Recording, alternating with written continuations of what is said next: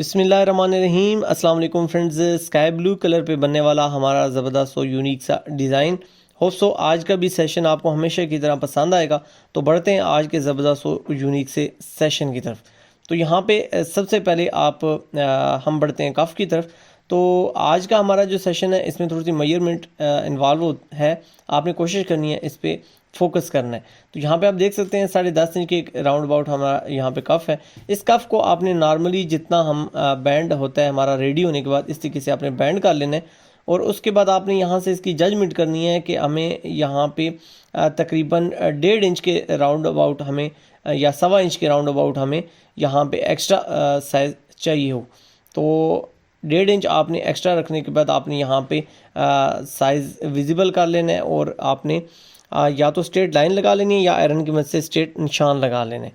तो यानी कि आपका 1.5 इंच आपका लेफ़्ट और राइट दोनों तरफ पे इन प्लेट्स के बाद साइज़ होना चाहिए। और 1 इंच के अंदर अंदर ये कवर होती हैं प्लेट्स। तो तकरीबन 1.5 इंच के बाद 1 इंच आपके पास साइज़ एक्स्ट्रा होना चाहिए ताकि आपका बैंडिंग में वो चीज़ न चली जाए। ये एहतियात आपने कफ में करनी है, जबकि बैंड में थोड़ी सी जो है वो चेंजिंग अलहदा होगी।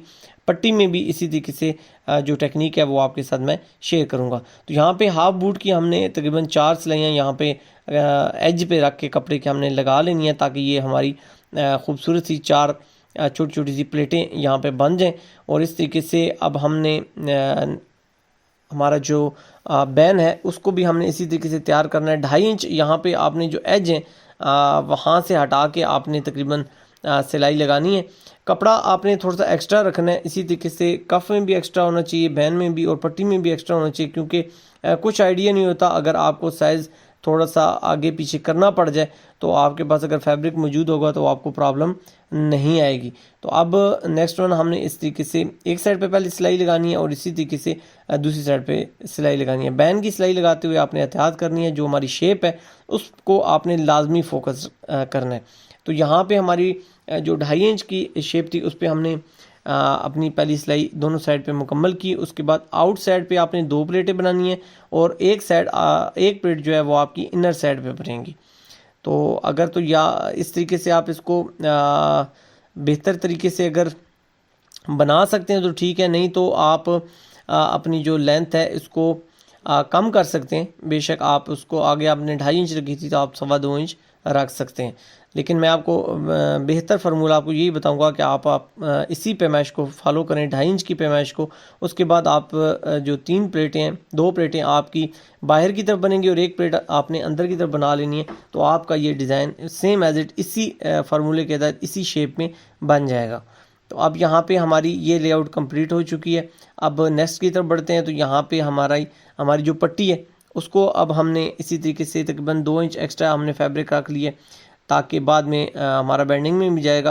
तो ये प्लेट्स अगर आप बिगनर लेवल पे हैं तो मैं तो आपको रिकमेंड करूँगा कि आप आयरन की मदद से डाल के या किसी भी पेंसिल की मदद से या चॉक की मदद से, ऐसा चॉक जो रिमूवेबल होता है, आयरन की मदद से रिमूव हो जाता है, ऐसे चॉक को यूज़ करते हुए भी आप ये प्लेट्स या निशानात या लेआउट इनकी सीधी करके उसको फॉलो करते हुए आप इन प्लेट्स को बिल्कुल सीधा बना सकते हैं।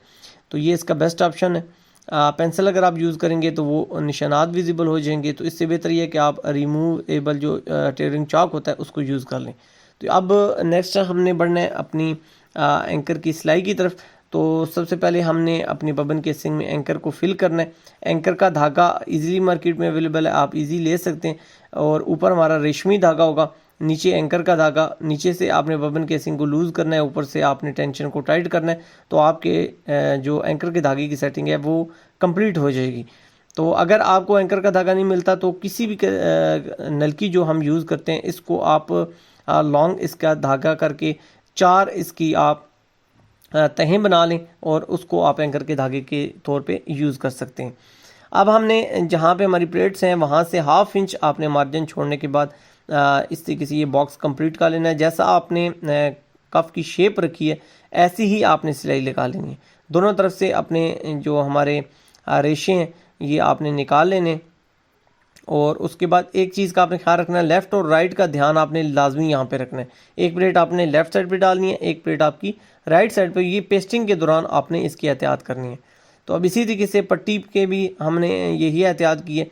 और यहाँ पे जो मेजरमेंट है वो मस्ट है, क्योंकि अगर आपका एक डॉट ऊपर और एक डॉट नीचे होगा तो भी आपका डिज़ाइन अजीब सा फील होगा। तो आपने कोशिश करनी है जो लेआउट है वो बिल्कुल सीधी रखनी है, इस तरीके से हल्का सा निशान विजिबल कर लेना है ताकि आपको आसानी हो जाए।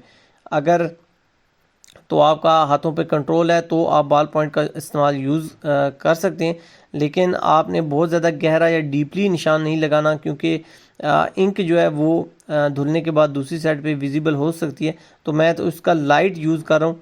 इंशाल्लाह कोशिश करूँगा नेक्स्ट वन पेंसिल या कोई ऐसा टूल यूज़ किया जाए ताकि आपको इसमें डिस्टर्बेंस फील ना हो, या आप किसी किस्म की आप यहाँ पे किसी उलझन में ना फंसें।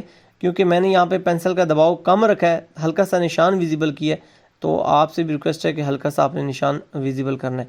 यहाँ पे अब हमने हल्का सा डॉट बना लेना है, आप इसको देख सकते हैं। इस तरीके से आपने अपने धागे को निकालना है और उसके बाद 2 टर्न्स देते हुए आपने पहले धागे को नाखूनों की मदद से या अंगूठे की मदद से पकड़ के रखना है, और उसके बाद आपने दूसरी साइड पे इसको निकाल लेना है। हल्की सी कोशिश करनी है जहाँ से इन हो रहा है वहाँ से आउट होते हुए आपका 1-2 रेशे आपने चेंज कर लेने हैं, ताकि आपकी इस डॉट की ज़रा मजबूती बन जाए।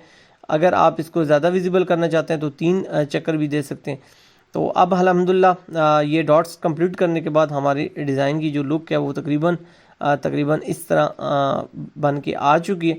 बहुत ज़बरदस्त और यूनिक सा डिज़ाइन है, किसी भी एज पे आप इसको अप्लाई कर सकते हैं, कम वक्त में बन सकता है। और आजकल जैसे कि ईद का सीज़न है तो इस पे आप इसको अप्लाई करके अपनी अर्निंग को जनरेट कर सकते हैं, बेहतर कर सकते हैं, बढ़ा सकते हैं, या फिर अपने लिए डिज़ाइन कर रहे हैं तो किसी भी कलर पे आप कलर कम्बिनेशन चेंज करके इसको बना सकते हैं। तो अल्हम्दुलिल्लाह यहाँ पे आप देख सकते हैं, अगर बैन की जो साइज़ हैं इनमें अगर कमी बेशी हो जाए तो भी इसमें कोई प्रॉब्लम नहीं है, जस्ट आपने शेप मेंटेन रखनी है। तो होप सो आज के सेशन में आपको बहुत कुछ सीखने को मिला होगा। कमेंट सेक्शन में अपनी कीमती राय का इजहार ज़रूर कीजिएगा। आपसे मुलाकात होगी नेक्स्ट की ज़बरदस्त और यूनिक से सेशन में। वीडियो को लाइक शेयर ज़रूर कीजिएगा। जब तक के लिए सोने रब दे हवाले।